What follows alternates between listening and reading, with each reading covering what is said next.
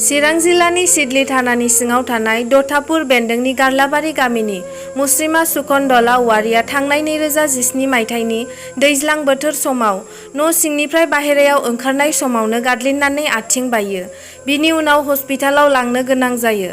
नाथाय मुस्रिमा सुकन्दला औवारिखौ मोजाङाव लाबोनो गोब्राब जानायखाय आथिङाव लहा सोनो गोनां जायो। थेवब्लाबो दिनैसिम 4-5 बोसोर जालांबाय आरो गोबां रां खरसा गारनानै नायसेयावबो हामनायखौ मोननो हायाखै मुस्रिमा सुकन्दला औवारिया। अदेबानि हस्पिटालाव आरोबाव लांफिननो थाखाय गोबां रां नांगौ जानानै फैदों।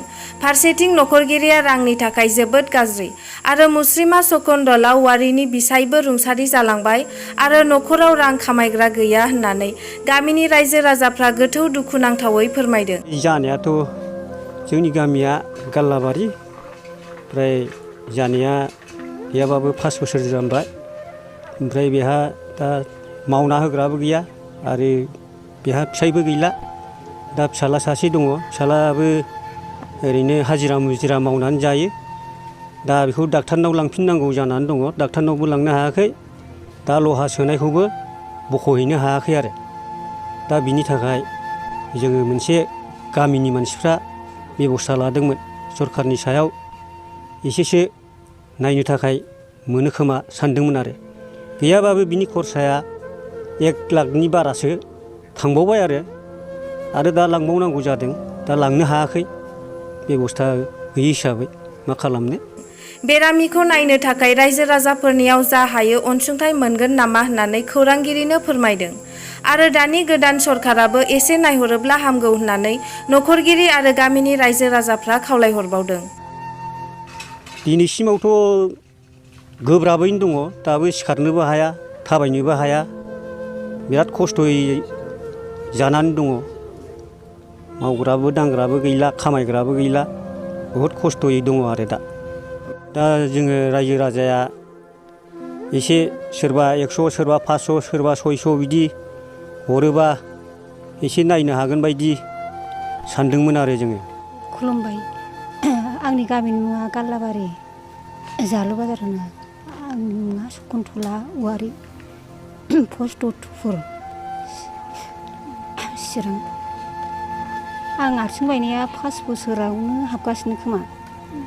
दा आथिङाव सोनानै दङ लहा। आं जेबो उफाय गैया, माबानोनो हायासै, आं डाक्टारनाव थांनोनो हायासै आरो।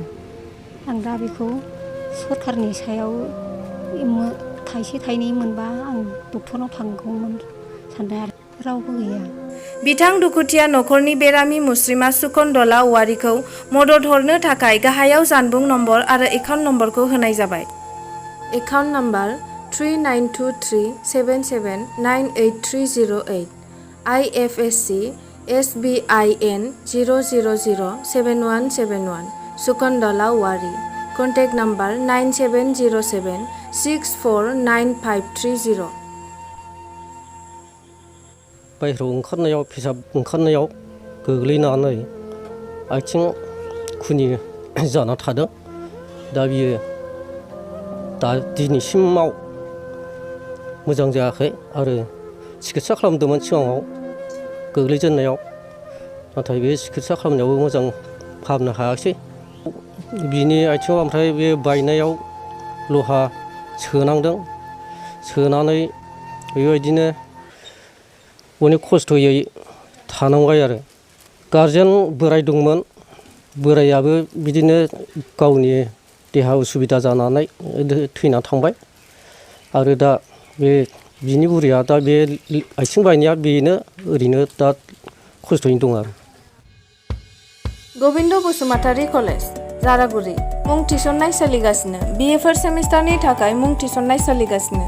गोग्गो सोलोंथाइ आरो इयुननि लामानि थाखाय मोजां आरो थोजासे फोरोंगिरिजों लोगोसे नांगौबादि सुबिदाफोर। बांसिनै मोनथिनो आरो मुं थिसननो थाखाय थाबैनो स्क्रिनाव होनाय जानबुं नम्बराव सुलाद ला। 7002271929 9365331725 97066808788 70029428883 9957059235